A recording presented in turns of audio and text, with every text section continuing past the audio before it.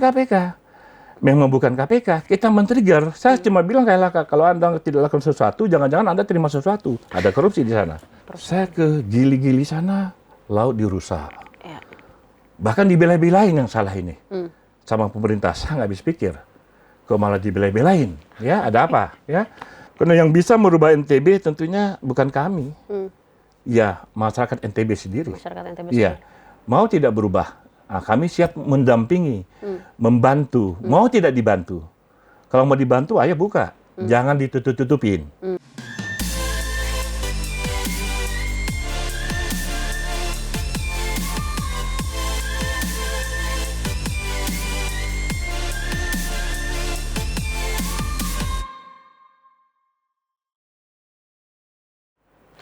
Halo Tribuners semua, selamat datang di Bincang Tribunlombok.com bersama saya Lailatun Niam. Nah, hari ini narasumber saya ini berbeda dengan biasanya. Biasanya kita ngomongin politik, nah sekarang kita berurusan dengan KPK. Waduh, apa tuh?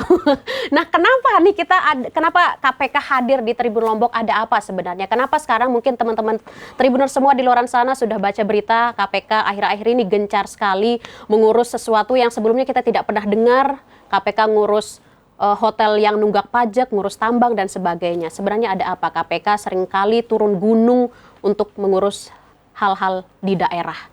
Di sini sudah hadir narasumber saya. Ada Satgas Koordinator Supervisi Wilayah 5 Komisi Pemberantasan Korupsi, Bapak Dian Patria. Selamat datang, Pak Dian. Terima kasih, Mbak Niam. Terima kasih sudah hadir. Ini studio Tribun News ya, luar biasa. Tribunlombok.com. Tribun Lombok, ya. Saya baru sekali ke sini. Terima kasih kehadirannya, Pak Dian. Ini kita langsung saja Pak Dian, sesuai dengan apa yang saya sampaikan tadi. Dulunya KPK kita nggak pernah dengar gitu. KPK datang ke daerah, turun gunung untuk mengurus hal-hal, kita bilang receh lah. Sekarang KPK gencar sekali. Ada apa? NTB kenapa? Kenapa harus KPK turun langsung untuk mengurus hal-hal seperti itu Pak Dian? Ya, baik. Yang pertama mungkin ya, saya nggak bicara dulu ya. Kami mencoba melibatkan media. Bicara berantas korupsi butuh partisipasi publik. Betul. Publik tentunya butuh media. Nah, kami selalu terbuka, kita gandeng media. Kedua, kita mungkin masyarakat melihat KPK ini hanya bicara tindak pidana korupsi. Betul. Bagi kita lebih luas lagi. KPK kan pencegahan penindakan. Ada juga kami sebut masalah korupsi. Masalah korupsi itu bukan hanya masalah tindak pidana korupsi. Kita hanya menerjemahkan korupsi dalam arti sempit. Hanya undang-undang pasal demikian. Apapun ya, kalau kita sekolah korupsi waktu ya. Ada orang melakukan pelanggaran atau ketidakpatuhan, pelanggaran sektor, bisa jadi di balik itu ada korupsinya. Orang tidak bayar pajak, mungkin selama ini store, ya. Orang melanggar ketentuan perizinan tata ruang, bisa jadi di balik itu ada pelanggarnya. Tetapi biasanya yang punya kewenangan untuk menegakkan aturan itu semakin besar yang dihadapi, itu bisa jadi faktor non teknis semakin besar, ya. Ya, apakah karena kedekatan, karena itu mungkin punya ada backingnya, ya, sehingga mereka butuh pihak lain untuk melakukan penagihan. Sederhana aja, misalkan masalah kendaraan dinas. Bagaimana mungkin seorang kepala badan aset harus menarik kendaraan di 01-nya atau mantan 01? Kan tidak mungkin. Ewo pakai ewo. Butuh kami. Kami hanya men-trigger harapan kami, kemudian yang punya kewenangan berani secara mandiri melakukannya. Agar yang punya kewenangan berani. Ya, dan mandiri untuk melakukan kita monitor. Ya. Artinya kedatangan KPK ke Nusa Tenggara Barat untuk men-trigger yang punya kewenangan mengatasi hal-hal yang tidak beres atau yang belum beres sehingga bisa dibereskan. Seperti yang saya sampaikan tadi, hotel nunggak pajak KPK yang turun tangan. Ada masalah tambang juga KPK sedang menjadi atensi, wisata juga menjadi atensi KPK di Nusa Tenggara Barat. Artinya penggarapan hal-hal yang berkaitan ini pemerintah Nusa Tenggara Barat bisa kita katakan belum digarap secara profesional dan maksimal. Ya, itu kata Mbak Naim kan? Saya menanyakan ini kenapa bisa seperti itu? Gitu. Ya, bisa dikatakan mungkin ada hal yang selama ini belum tergali, belum terbuka, bahwa di balik yang kita lihat mungkin kelihatan baik-baik saja, tapi ternyata di bawah itu, di balik itu ada ada masalah. Ada masalah. Ada masalah ketidakpatuhan, ada masalah pembiaran, ya, sudah banyak pelanggaran tapi tidak ada penegakan hukum dan lain sebagainya. Ya. Karena ada hal-hal yang disampaikan sebelumnya tadi, entah itu karena kedekatan dan sebagainya. Kedekatan, non teknis, pakai itu biasa demikian. Ya. Tapi sejauh itu kalau hanya sekedar trigger mungkin datang ke sini mengurus hal-hal seperti itu, pasti kan akan ada tindak lanjut yang diharapkan oleh KPK yang harus dilakukan oleh Pemda secara mandiri dan profesional tadi. Ya. Apa tindak lanjutnya? Jadi kita bicara pencegahan, kita dorong juga perbaikan sistem. Ya, misalkan aset tadi kita dorong pendataan buat database, ya. Misalkan jika ada yang menguasai aset, itu dikunci. Jika dia mau mutasi, mau pensiun, tidak bisa diproses jika belum clean and clear aset-asetnya. Jadi kita dorong perbaikan sistem, apakah melalui digitalisasi, melalui transparansi layanan, ya itu kita dorong juga di satu sisi sistemnya. Ya. Respon Pemda tersendiri dengan hadirnya KPK sekarang yang mulai mengatensi berbagai lini sektor. Iya, bagi Pemda yang pengen berubah tentu senang. Maksudnya ya. Senang. Sekarang kita tahu banyak orang-orang ini pengen benar kok. Maksudnya banyak orang-orang bagus di Pemda. Mungkin selama ini mereka hanya butuh mitra. Butuh teman. Ya, kami menemani mereka untuk mereka lebih lebih mudah menjalankan tugasnya, ya, melakukan penerimaan jika ada yang tidak patuh dan lain sebagainya. Tidak hanya bekerja seperti biasa-biasa saja. Harus luar biasa. Harus luar biasa. Makanya KPK hadir gitu. Insya Allah, ya. Akan terus hadir mengawal dan mengawasi potensi-potensi kerawanan korupsi yang ada di NTB. Ya. Kami sebenarnya hanya membangunkan kok. Membangunkan Kenapa baru sekarang, Pak? Kenapa baru sekarang? Saya memang kebetulan tahun ini pegang wilayah NTB. Saya sebenarnya di NTT, di Maluku, Maluku Utara, Papua. Ya, wilayah 5. Ya, 5 cuma NTB-nya baru tahun ini. Jadi memang yang kami lakukan begini. Kami tidak puas hanya jika kita rapat, bicara dengan Pemda, ada laporan selesai. Harus turun langsung. Kita harus lihat seluruh laporan dari mana-mana, dari media, dari masyarakat, terlibat. Dan lihat apakah yang dilaporkan sesuai tidak dengan fakta lapangannya. Biasanya kan jarang begitu biasanya. Ya. Biasanya jarang begitu? Ya, jadi perlu dipastikan saja. Kalau memang sudah sesuai, alhamdulillah. Ya, kalau tidak, kita membangunkan, karena yang bisa merubah NTB tentunya bukan kami. Ya, masyarakat NTB sendiri. Masyarakat NTB sendiri. Ya. Mau tidak berubah, kami siap mendampingi, membantu. Mau tidak dibantu. Kalau mau dibantu, ayo buka. Jangan ditutup-tutupin. Kira-kira demikian. Ya. Ini sebenarnya Pak Dian, penjelasannya masih belum secara tegas dan secara gamblang gitu menyebutkan. Seharusnya kan Pak Dian harus ini ya tegas. Kalau pemerintah Pemda yang sekarang itu masih belum bisa seperti yang saya sampaikan tadi menggarap ini secara maksimal dan profesional. Jadinya harus ada dampingan, harus ada mitra dari KPK sendiri. Kan itu sebenarnya apa istilahnya itu ya? Gengsi dari Pemda sendiri tuh kalau sudah KPK turun langsung mengurus hal-hal seperti itu kan agak susah juga. Ya, mungkin banyak yang bertanya apa tugas peran KPK? Ngurusin tadi kan Mbak sampaikan ada pajak, ada aset. Itulah yang bagi kami menerjemahkan korupsi dalam arti luas. Kita pencegahan itu sangat luas ya. Dan di balik ketidakpatuhan, bukan tidak mungkin ada tindak pidana korupsi di sana. Di balik pembiaran bukan tidak mungkin ada setoran di sana, ada korupsi di sana. Dan biasanya kalau tidak disentuh, itu tidak akan ada perubahan. Pembiaran dan terus-menerus nanti dianggap benar, yang salah dianggap benar. Ya. Hanya kita mau mencoba mengingatkan kembali, remind bahwa ini nggak benar loh. Jangan sampai yang salah nanti lama-lama dia nggak benar, karena sudah biasa. Dari sekian pemantauan dan pengawasan KPK sendiri di NTB ini, ada berapa banyak lini yang berpotensi terjadinya korupsi di sana dari berbagai dari pariwisata tadi, aset. Kalau melihat korupsi kan kalau kita bicara yang pertama adalah korupsi dari pengeluaran, expenditure, dari isi kantong kita, APBD kita. Biasanya nanti pengadaan barang jasa. hibah, bansos, ya, pokir-pokir yang tidak sesuai. Ya, itu nanti di sana. Yang kedua dari revenue, pendapatan. Harusnya kita dapat, tapi tidak dapat, loss. Itu bisa dari sumber daya alam, ya. NTB kaya dengan tambang emas, ya, lautnya, pariwisatanya, tambaknya, hutannya, itu ada loss di sana dari dua hal tersebut. NTB ada dua hal tersebut nggak potensi kerawanan yang disampaikan tadi? Ya, ada dua-duanya. Ada Saya dua-duanya. menyampaikan dua-duanya. Oke. Jelas, ya. Jadi bicara expenditure, ya kalau kami melihat, saya juga tidak seperti daerah-daerah yang saya pernah saya dampingin. Di NTB ini yang tadi mungkin yang salah dia nggak benar. Rasa-rasanya mindset di Dewan ya, bahwa Dewan punya hak atas pokir. Oke. Satu orang harus punya rupiah sekian. Pokir itu bukan seperti itu. Oke. Pokir itu adalah ada dua hal sebenarnya.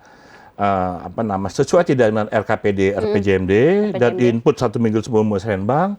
Kalau nggak sesuai jangan dipaksain. Kalau saya coba amati dari Mataram sampai Bima sampai Sape, kelihatannya semuanya berpendapat kami punya hak. Oke. Terhadap pokir itu. Ya, bahkan pokirnya bentuknya hibah, bentuk uang. Kepada yayasan jadi-jadian. Ya, menggunakan, mohon maaf bahasa saya, masjid kah, pesantren, kan sayang. Artinya itu dibuat-buat. Dibuat-buat, ya. Oke. Dan nilainya pun signifikan, ya. Ada yang 1 M per orang, 2 M, luar biasa. Ya, padahal masih banyak kebutuhan yang lain, ya. Jadi ada bentuk, bahkan nanti bentuknya hibah-hibah yang bentuknya uang tadi nih. Yang ini itu kayaknya belum sudah terlalu cukup lama ini praktek ini, ya. Pengadaan barang dan jasa, ya samalah itu mungkin nanti ada seperti di tempat-tempat lain ada ijon, proyek ini sudah ada yang punya, ya. Atau ada paket-paket titipan. Pak, ini titipan sebelah, kami susah, ya. Itu kita lihat, akhirnya bahayanya nanti kalau dari awalnya sudah tidak sesuai. Nanti barangnya juga kualitas tidak sesuai. Atau nanti mangkrak. Atau tidak dibutuhkan. Atau bahkan fiktif. Ya. Itu ya. Nah, itu yang dari expenditure salah satunya.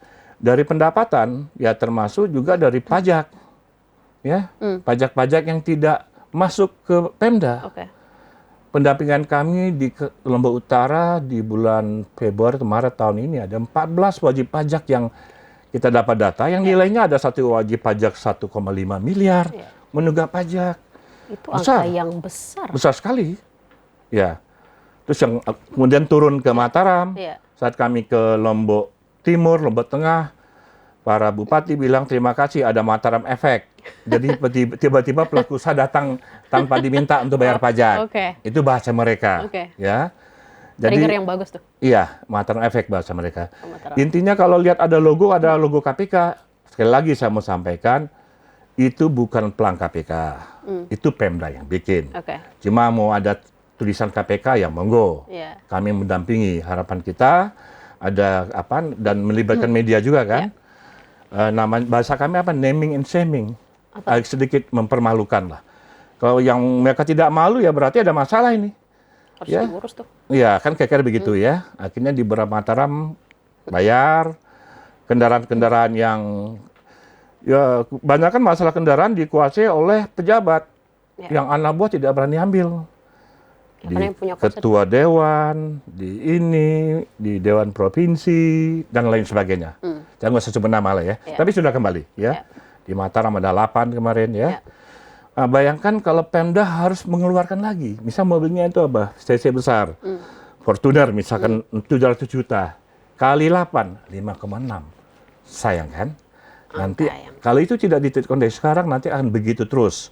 Sementara ketergantungan Pemda atas dana dari pusat cukup besar. Di atas 70%. Dan belanja pegawai di NTB ini termasuk besar. Di atas 30%. Lombok Tengah itu paling besar 49%.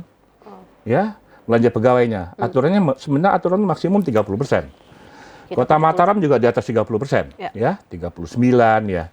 Jadi jangan sampai sudahlah pajak kita banyak yang bocor, retribusi banyak yang bocor, terus belanja pegawai tinggi, ya.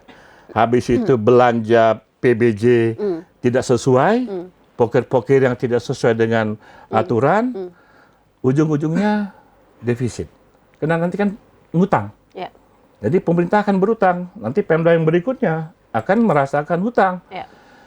Provinsi Polanya akan NTB terus itu begitu. kalau saya baca postur APBD-nya rasanya sejak 2020, ini rata-rata ya, saya cek datanya nanti. Kira-kira mungkin ada 500 miliar minusnya, Wow, defisitnya. Serius, ya. 500 Miliar, M. setengah T, ya. Dan ini agak mirip secara umum ya, Ya. di NTB. Jadi secara umum postur APBD NTB seperti itu. Pajak-pajaknya belum optimal, belanja pokoknya sangat tinggi, poker-pokernya dimainkan, Ya. dia minus. Ya. Oke. Nah, itu tadi bicara yang tadi kan revenue kan, revenue dari Pajak. atau revenue dari pengelolaan yang lebih besar lagi yang bisa jadi kewenangan izin juga ada di pusat. Bicara tambang kan izinnya di pusat ya. Kami kalau bicara yang di Lombok Barat, sekali lagi kami men-trigger provinsi sama KLHK untuk melakukan tugasnya. Ya, orang bilang tuh ngapain KPK? Memang bukan KPK, kita men-trigger. Saya cuma bilang KLHK, kalau Anda tidak lakukan sesuatu, jangan-jangan Anda terima sesuatu. Ada korupsi di sana. Oke. Kira-kira demikian lah. Oke. Ya, tapi itu teman-teman kita semua. Oke. Ya, karena itu ada di kawasan hutan, ya, di kawasan hutan dan merusak lingkungan, ya. Kalau masyarakat NTB ingin bahasa kerennya sustainable tourism, artinya kan alam harus dijaga. Tapi yang saya lihat apa? Saya ke Gili-Gili sana, laut dirusak. Ya. Bahkan dibela-belain yang salah ini. Sama pemerintah, saya nggak habis pikir. Kok malah dibela-belain? Ya, ada apa? Ya, air pam mestinya cuma 4.000 per kubik, ini pengusaha jualnya 40.000 per kubik. Masalah air tuh. Ya, artinya masyarakat sudah semakin berat kan? Ya. Padahal air bakunya ada. Ya, menurut Balai Besar biasanya air bakunya cukup, biru. Tinggal dipipain misalkan. Sudah rusak karangnya. Ya, kita tahu kemarin sampai hampir 3.000 meter persegi hilang terumbu karang. 6 bulan saja, hancur. Ya, padahal itu kita mau bicara wisata bawah laut. Ya, terus kita geser ke sini, mulai ke darat.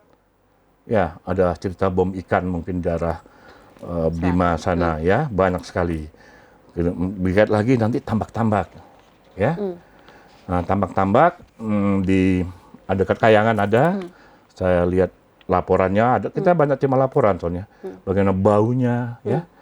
Ya, kalau turis mau datang, mau surfing, mau berjemur, Gimana? dapat kena angin bau kan kabur dia kan. Nah, padahal kita mau pendapatan dari turis. Sebelum COVID, NTB punya turis 3,7 juta. Ya. Langsung drop, mulai naik lagi sekarang 1, sekian. Ya, ya masih belum apa-apanya sih dibanding kemarin mana 40 juta itu. Ya, jadi ini rusak tadi kita bicara tambak di NTB, di Sumbawa tuh tambak semua. Ya, kita bukan anti investasi ya. Kita hanya mau memastikan ini kira-kira daya tampung, daya dukungnya sesuai tidak? Ya. Lingkungannya sesuai tidak? Tata ruangnya sesuai tidak? Itu dulu. Ya, sama limbahnya. Oke. Makin geser ke sini, kalau saya ke Taliwang sampai Bima, mulai Sumbawa Dumpu apalagi, kok saya nggak lihat hutan ya? Lihatnya jagung semua. Gurun. Gurun. Gunung-gunung jadi gurun, panas kan? Makanya banjir. Ya. Karena itu kan kawasan hutan, lereng 30 derajat, ya. Nah, jangan sampai nanti masyarakat jadi korban lah. Mereka nanam jagung, terus mereka tergantung sekali sama kondrayer. Kondrayernya ngatur. Kalau nggak mau harga segini, ya sudah, Anda pulang. Jadi pada nggak dapat duit, ya kan begitu. Bisa beli murah dan lain-lain, tapi alamnya kan rusak. Kawasan hutannya deforestasinya luar biasa. Data yang saya punya, kebun jagung terbesar nomor 2 di Indonesia setelah di Jawa ada di Sumbawa. Ya. Masuk lagi, hutannya habis, tambang ilegal, tambang emas ilegal. Ya, mulai dari Sekotong, di mana Lombok Tengah itu, Lombok Timur juga. di Lombok Tengah itu di Prabu, silahkan lihat di Google Map, tambang emas ilegal Prabu langsung muncul. Itu dekat dengan Mandalika, sebelahan. Ya. Apa itu jadi dibiarkan? Terus Lombok Timur ya tambang-tambang galian C, Galian C. ilegal. terus mulai masuk Sumbawa udah pasti emas ya, sampai Huu, sampai Boho, Dompu ya, Lantung ya, dan lain sebagainya ya. Dan dari yang kita lihat di Sekotong, menurut teman-teman KLHK yang pernah turun di tempat yang lain, itu di situ aja di satu titik itu yang dikonsultan di Landek Bare ya, itu satu stokpal itu 1 kilo emas sehari. Ini ada 3, berarti 3 kilo. 3 kilo kalau kali 1 M saja 3 M satu hari, 90 M satu bulan, 1,08 T setahun. Wow. Hanya dari sana. Oke. Ya kan? Lantung yang saya dengar, saya belum ke sana, itu luasnya berkali-kali lipat. Ya, oke.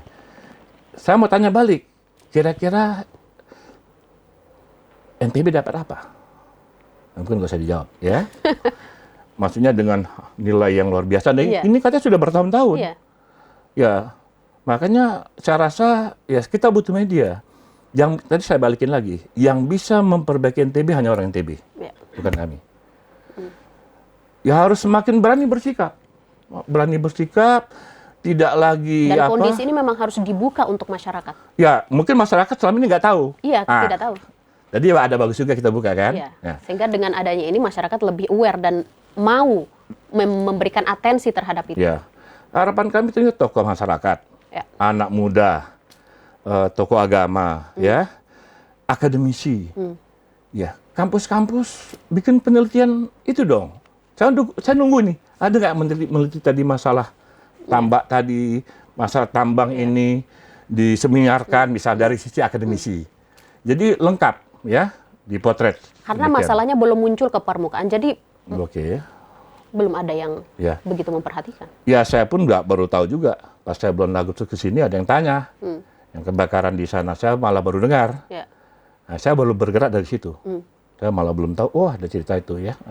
Pas dicari-cari ya cukup. Jadi kebocoran-kebocoran tadi, saya belum bicara tadi kalau bicara tambang, lingkungannya. Ya, merkurinya, sianidanya. Saya udah pernah ke Gunung Botak di Pulau Buru. Ya, ada 50.000 penambang emas di sana. Ya. Dan banyak bayi lahir tanpa isi kepala, tanpa isi perut, Karena gara-gara cyanida, cyanida. gara-gara merkuri. Mungkin masyarakat nggak sadar mengolah itu, dia pegang-pegang aja kan. Iya. Tapi itu nempel, berpengaruh sampai ke bayinya. Dan kalau saya lihat yang di Sekotong, di bawah situ, pantai bagus, pantai Blongas, ya kan? Ini kan ada kolam-kolamnya, ada naik ke sana. Itu pasti kan dampak merkurinya, itu kan nggak sampai 1 jam dari Mandalika. Iya. Ya kalau sampai jadi atensi internasional, ya kan nggak enak juga. Pariwisata kita bisa Bisa jadi langsung ini kan, orang nggak mau lagi di pantai, di Lantis, di Selong Belanat dan seterusnya. pantai Ya, Merkuri. pantai Merkuri nanti orang bilang, kira-kira begitu. Ya. Pantai bermerkuri. Tapi sekali lagi ya saya juga mungkin masyarakat belum semuanya mengetahui. Iya. Dan harapan kami, bagi kami ya kehajiran kami beyond pemberantasan korupsi. Mohon maaf bahasanya. Iya. Kita mendorong ya kami punya batasan, Ya. keterbatasan. Kami juga nggak bisa semuanya. Cuma kita maunya bareng-bareng ya. Mari sama-sama kita tegakkan kebenaran. Itu aja kok. Amar ma'ruf nahi munkar. Amar Amin. ma'ruf nahi munkar. Iya. Ya, begitu bahasanya. Iya. Ya. Karena mendorong tidak mudah penegakan hukum Betul. dan lain-lain, banyak tantangannya. Karena ini butuh sinergi untuk bisa lebih baik, itu butuh Ya. sama-sama menginginkan hal yang sama. Ya. Dan ini butuh semangat yang tidak pernah hentinya dari masyarakat, Ya. yang dibantu sama teman-teman media. Menurut saya itu. Ya. Dan semangat bagi KPK untuk tidak lelah mengawal dan mengawasi apa yang Doakan kami. Ini udah mulai batuk soalnya. boleh kita minum dulu Pak, karena Ya, minum dulu ya. perbincangan kita masih panjang.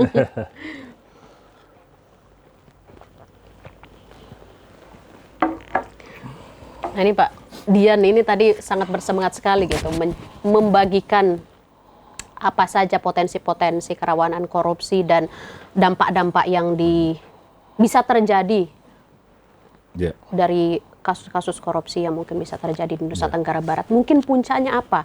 Dampak yang bisa terjadi kalau ini tidak diawasi gitu. Yang pasti yang korban masyarakat. Balik lagi ke masyarakat. Ya. Ya. Nanti gini rasio akan semakin ini membesar, yang kaya semakin kaya, kesenjangan makin besar. Dampaknya bisa kriminalitas, mohon maaf ya. Pendidikan, orang susah cari kerja, cari ini susah. Ya, bisa kemana-mana gitu ya. Sayang karena NTB sudah punya modal yang luar biasa. Bagi saya NTB luar biasa indahnya ya. Semuanya punyalah ya, dari bawah laut sampai ke gunung ada semua dan dekat. Ya. Kalau itu bisa dimaksimalkan dan digarap dengan baik, itu bisa mensejahterakan masyarakat kalau tidak ada hal-hal seperti itu tadi. Betul, sepakat. Jadi uang yang ada pun juga APBD-nya tidak bocor. Jangan lagi maksa-maksa pokir yang tidak sesuai aturan. Itu dikomunikasikan nggak sama dewan-dewan? Di depan dewan saya ngomong di semua dewan. Oke. Sudah saya sampaikan. Sudah disampaikan? Sudah. Tiap saya rapat sama dewan, saya sudah rapat sama dewan hampir semuanya. Kemarin di Lombok Tengah 2 minggu lalu kita sampaikan juga kepada anggota dewan yang baru-baru anak muda ini. Ada pembelaan? Mereka bahkan ada satu anggota dewan dari komisi berapa mengatakan setuju poker dihapuskan saja. Ngomong di depan umum begitu ya. Oke. Ya, betul. Oke. Ya. Oke, ini perbincangan yang cukup seru dan menarik gitu dengan KPK ya, karena ini saya baru pertama kali ngobrol dengan KPK. Biasanya politisi tiap hari, Pak. Oh gitu? Iya. Pantasan panas kursinya. Iya. Jangan-jangan, nanti pertanyaan 01, 02, 03, janganlah. Oke, ini pertanyaan saya Pak Dian, dari sekian banyak, mulai mengawal Nusa Tenggara Barat itu dari kapan? Saya pegang dari NTB, kalau bicara kebagian saya ya tahun ini. Mulai tahun ini? Saya pertama kali saya pertama mikir saya ngapain ya, karena saya dengar di daerah Gili ada banyak pengaduan, mulai masalah asetnya, lahan-lahan milik pemerintah 65 hektar, masyarakat dalam tanda kutip yang menyewakan. Bagi saya itu mungkin nilai loss-nya bisa triliunan di sana, ya negara tidak dapat. Kalau negara tidak dapat atau dapatnya kecil sejak tahun 95 dan negara kayaknya baik-baik saja, tidak masalah, ada apa ya? Bisa begitu ya? Nah gitu kan, mestinya dapat besar, tapi kok dapatnya kecil tapi nggak apa-apa. Nah itu kan berarti ada potensial kebocoran di sana. Ada sesuatu di sana. Jadi saya mulai masuk di Gili dulu, bulan Februari seingat saya, atau Maret, Februari tahun ini, kita bicara pajak di sana. Sambil saya mau lihat aset-aset di sana. Ternyata benar, di Gili Air, di Gili Meno, Gili Terawan, saya sudah ketiga-tiganya semuanya punya tunggakan. Dan di Gili banyak pungutan-pungutan, ya. Yang tidak seharusnya. KLU pungut 20.000 dari Dinas Pariwisata per kepala. Perhubungan pungut 5.000 ya. Terus ada lagi provinsi pungut lagi 10.000, walaupun belum ada dulu peraturan yang ini, nggak tahu sekarang. Dan dasarnya PKS Dinas Perhubungan dengan pihak swasta. Kan harus MOU dulu gubernur. Iya. Jadi sudah mulai banyak anomali-anomali di sana. Dan jumlah turis ke Gili itu setahun hampir 700.000. Besar sekali. Besar. Ya, tadi hitung aja pungutannya tuh 20.000. Kalau 10.000 berarti 7M setahun. Per kepala tuh. Ya. Dan kita lihat di Gili sampahnya masih tidak keluar dengan baik, ditaruh aja di pinggir dermaga, bau, ya. Yang di Meno, yang di air, dermaganya juga ya kurang bagus lah ya. Belum memadai lah. Kurang memadai, kurang safety ya. Padahal negara kan pungut. Nah, jangan sampai ya ada masalah yang itu tadi, kebocoran, tapi sudah dipungut, uangnya tidak dikembalikan. Kami kan ketemu dengan masyarakat di sana. Nanti termasuk masalah air ya dan seterusnya. Ya. Kita mulai dari situ NTB-nya. Dari situ. Berarti mulai tahun ini mengawasi dan sudah KPK sudah masuk dari tahun 18 kali ya, 2017, 16. 2017, 16. Kalau Korsup 2018 mungkin sudah masuk sini. Sudah masuk mengawal dan mengawasi NTB. NTB. Ya. Paling tidak ya 18 sudah. Ya, tapi kabarnya baru-baru sekarang ya. Ya, nggak tahu juga saya. Saya waktu itu masih megang Lampung. Oke. Oke, dari 2000, nah oke, kita hitunglah 2016 meskipun tidak terdengar 18. ya 2018 sampai sekarang 2024 itu uang negara yang sudah bisa terselamatkan itu berapa tuh Pak? Ya, Dari pengawasan dan pengawalan dan potensi ya kalau kebocoran itu. nasional itu berapa triliun ya di Laptah tahun ya Mbak Sarah ya? NTB ini kan? Oh enggak, kalau NTB aja sebentar. Kita bahas NTB NTB dari hasil saja, pengawasan KPK. Saya bicara yang tahun ini ya, saya Oke. karena ini kan bicara data ya. Oke, boleh. Saya cek dulu ya. 200. Berarti 2024. Ya kira-kira 15 miliar lah dari tahun ini. Tahun ini 15 M. Ya, kira-kira ya. Ya. Itu dari Ada kendaraan, kendaraan. piutang pajak, ya. Aset-aset ya. Ya, itu. Itu 15 M. Saya belum bicara, saya pernah jadi sebenarnya saya juga pernah mampir NTB 2023. Oke. Kita ada kursus pertambangan dari Bali sampai Papua. Terus kita bikin yang khusus NTB, ya. Kita rakor di bulan Juni 2023, Oke. Juli ya, 2023 di Mataram. Salah satunya adalah kita mendorong optimalisasi penerimaan daerah dari sektor pertambangan. Oke. Saat itu Optimalisasi PAD dari sektor pertambangan. pertambangan ya. Oke. Saat itu aman, ya, kan punya kewajiban untuk melakukan pembagian keuntungan bersih, Ya. ya. Dan saya keaman, saya keaman sama Kadis SDM yang lama, ya, sama Sekda KSB, Pak Amar. Dan di sana ketemu bos-bos di sana mengatakan mereka butuh untuk membayar pembagian keuntungan bersih yang 1% ya dari ini sampai 1,5 itu butuh peraturan Menteri Keuangan. Saya sampaikan pengalaman kami di Papua di Freeport tidak perlu itu, cukup surat edaran. Akhirnya Papua dapat 713 miliar. Dan kami dorong terus ya disurati, kami koordinasi dengan Kementerian SDM ya, kemudian cair sudah ya dibayar 100 sekian miliar ke provinsi, KSP dapat ya. Tapi awalnya itu berat ya. Artinya sebelum-sebelumnya tidak dilakukan itu. Nah, tidak dilakukan. Artinya gini, kalau ada dua belah pihak menyelesaikan masalah, sedangkan butuh pihak ketiga. Ya. Dan biasanya mereka mengharapkan dari kami, ya kami kan juga nggak ada upah pungut, nggak ada masalah. Kita nggak ada kepentingan personal ya, Betul. dan itu kita lakukan. Ya. Contoh-contoh saja. Jadi kita bulan 2023 pun sudah lakukan itu sebenarnya di wilayah NTB. Ya. Oke. Artinya masih ada potensi nilai yang lebih besar uang negara yang bisa diselamatkan jika ini terus dikawal. Setiap tahun ini aja dalam satu tahun ada 15 M. Itu baru dari beberapa baru beberapa bulan ya. ya. Tapi intinya begini, harapan kita tentunya Pemdanya harus lebih profesional, lebih mandiri dan lebih berani. profesional, mandiri dan berani. Ya. Sekarang zaman harus punya keberanian, ya. Apa karena banyak intervensi dari berbagai pihak? Itu yang saya bilang non teknis intervensi, Oke. ya. Tapi kan mestinya ya kalau orang tidak ada masalah, intervensi apapun menjadi tidak masalah mestinya. Ini ngomong gampangnya ya. Ya harus mau sampai kapan? Mau sampai kapan itu jadikan alasan terus. Walaupun itu tidak salah-salah amat. Tapi mau sampai kapan? Ya kan? Harus ada yang memulai ya.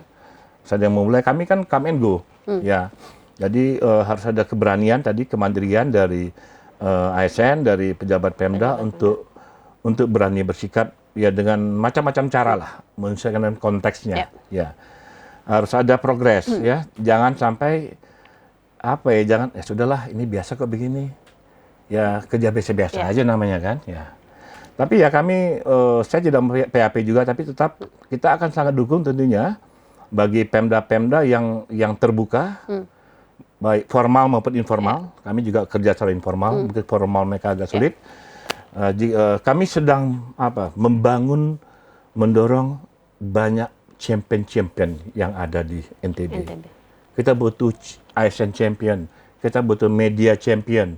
ASN champion. Ya. Memaknai itu seperti apa? Champion, dia berani berinovasi, dia berani bersikap dan berbuat dan ya berintegritas lah katakan begitu ya. Dan ini apa namanya ya punya kompetensi juga ya. Dan itu ada kok. Ada. Kita ketemu cukup banyak orang-orang yang SDM kita tuh ada seperti itu. Ada. Cuma kan mereka selama ini ya tadi mungkin kayak tadi bilang KPK belum kedengaran, mereka nggak kedengaran. Tapi kami ketemu mereka. Kadang-kadang mereka yang datang ke kami dan ini ya cuma tadi masalah apa namanya intervensi kan. Ada yang pingin terbuka, ada yang bilang udah tertutup aja, nggak ada masalah. Ini kan butuh proses. Butuh proses, tapi kita akan senang tentunya jika ketemu kepala daerah, ASN atau siapapun yang punya semangat sama untuk membangun NTB, ya kita pasti temenin. Itu intinya. Membangun semangat yang sama untuk membangun Nusa Tenggara Barat.